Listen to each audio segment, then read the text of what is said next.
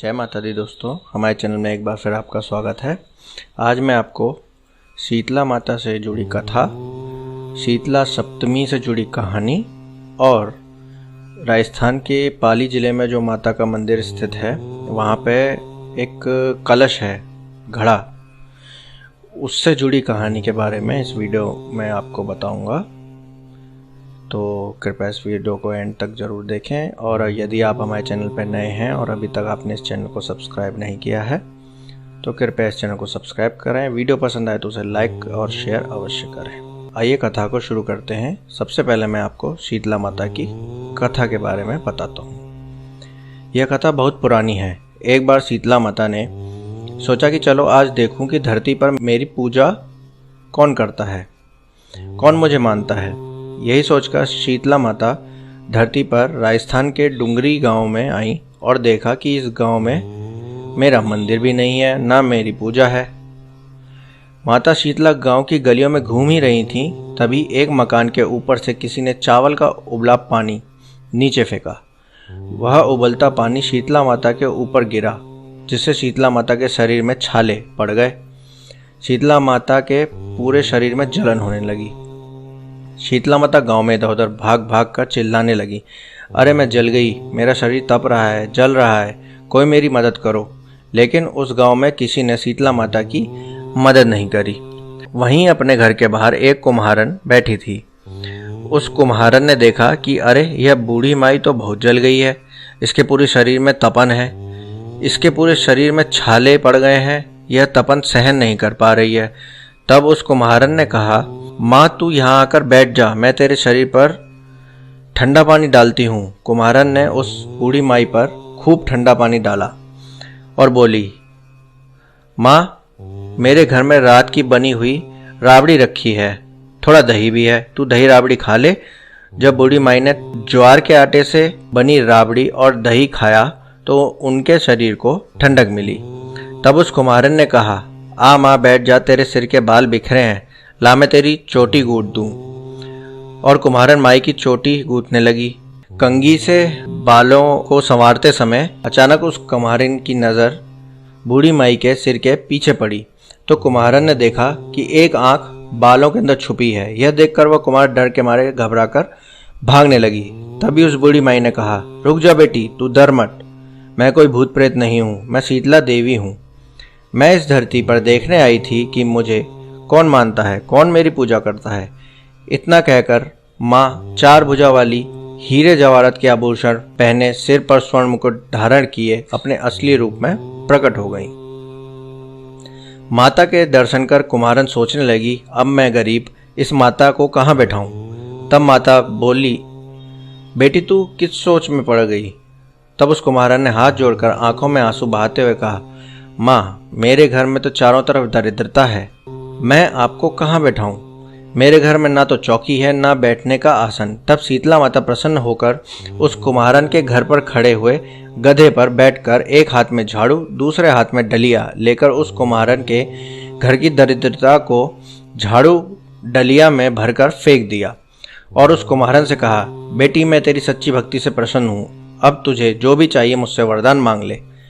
तब कुम्हारन ने हाथ जोड़कर कहा, माता मेरी इच्छा है, अब आप इसी गांव में स्थापित होकर यहीं रहो और जिस प्रकार आपने मेरे घर की दरिद्रता को अपनी झाड़ू से साफ कर दूर किया, ऐसे ही आपको जो भी होली के बाद की सप्तमी को भक्ति भाव से पूजा कर आपको ठंडा जल, दही व बासी ठंडा भोजन चढ़ाए, उसके घर की दरिद्रता को साफ करना और आपकी पूजा करने वाले नारी जाति का अखंड सुहाग रखना, उसकी गोद हमेशा भरी रखना। साथ ही जो पुरुष शीतला सप्तमी को नाई के यहाँ बाल ना कटवाए, धोबी को कपड़े धुलने ना दे और पुरुष भी आप पर ठंडा जल चढ़ाकर, नारियल फूल चढ़ाकर परिवार सहित ठंडा बासी भोजन करे, उसके काम धंधे व्यापार में कभी दरिद्रता ना आए। तब माता बोली, तथास्तु है बेटी, जो तूने वरदान मांगे मैं सब तुझे देती हूँ। बेटी तुझे आशीर्वाद देती हूँ कि मेरी पूजा का मुख्य अधिकार इस धरती पर सिर्फ कुम्हार जाति का ही होगा। तभी उस दिन से डुंगरी गांव में शीतला माता स्थापित हो गईं और उस गांव का नाम हो गया शील की डुंगरी। शील की डुंगरी में शीतला माता का मुख्य मंदिर है। शीतला सप्तमी पर वहाँ बहुत विशाल मेला लगता है। अब आइए मैं आपको बताता हूँ बसौड़ा पर्व यानी शीतला सप्तमी या अष्टमी के दिन की पौराणिक कथा। बसौड़ा पर्व यानी शीतला सप्तमी या अष्टमी के दिन शीतला माता का पूजन तथा कथा का वाचन किया जाता है। लोक किंवदंतियों के अनुसार बसौड़ा की पूजा माता शीतला को प्रसन्न करने के लिए की जाती है। इस कथा के अनुसार कि एक बार किसी गांव में गांववासी शीतला माता की पूजा अर्चना कर रहे थे तो मां को गांववासियों ने गरिष्ठ भोजन यानी कि गर्म भोजन प्रसाद स्वरूप चढ़ा दिया। शीतलता की प्रतिमूर्ति मां भवानी का गर्म भोजन से मुंह जल गया और वो नाराज हो गई और उन्होंने कोप दृष्टि से संपूर्ण गांव में आग लगा दी। बस केवल एक बुढ़िया का घर सुरक्षित बचा हुआ था। गांव वालों ने जाकर उस बुढ़िया से घर न जलने के बारे में पूछा तो बुढ़िया ने मां शीतला को गरिष्ठ भोजन खिलाने वाली बात कही और कहा कि उन्होंने रात को ही भोजन बनाकर मां को भोग में ठंडा बासी भोजन खिलाया, जिससे मां ने प्रसन्न होकर बुढ़िया का घर जलने से बचा लिया। बुढ़िया की बात सुनकर गांव वालों ने मां शीतला से क्षमा मांगी और रंग पंचमी होली के बाद आने वाली सप्तमी के दिन उन्हें बासी भोजन खिलाकर मां का बसौड़ा पूजन किया। हिंदू व्रतों में केवल यही व्रत ऐसा है जिसमें बासी भोजन किया जाता है। इस दिन मां शीतला का पूजन करने से माता अपने भक्तों को धन्य धन से परिपूर्ण कर उनके संतानों को लंबी आयु देती है तथा हर भक्त प्राकृतिक विपदाओं से दूर रहता है। आइए जानते हैं अब उस कलश के बारे में, उससे जुड़ा इतिहास क्या है। भारतीय भूमि को चमत्कार और इतिहास की धरती माना जाता है। यहाँ पर भक्त और भगवान के बीच आस्था और विश्वास का अनूठा बंधन देखने को मिलता है। ऐसा ही एक चमत्कारी मंदिर राजस्थान के पाली जिले में है, जहाँ पर हर साल सैकड़ों साल पुराना इतिहास दोहराया जाता है। यहाँ पर शीतला माता के मंदिर में आधा फीट गहरा और इतना ही चौड़ा घड़ा स्थित है, जिसे साल में 2 बार श्रद्धालुओं के लिए खोला जाता है। इस घड़े का राज और चमत्कार सुनकर तो वैज्ञानिक भी हैरान है। करीब 800 साल से लगातार साल में केवल 2 बार ये घड़ा सामने लाया जाता है। माना जाता है कि इस घड़े में कितना भी पानी भरा जाए लेकिन यह कभी पूरा नहीं भरता।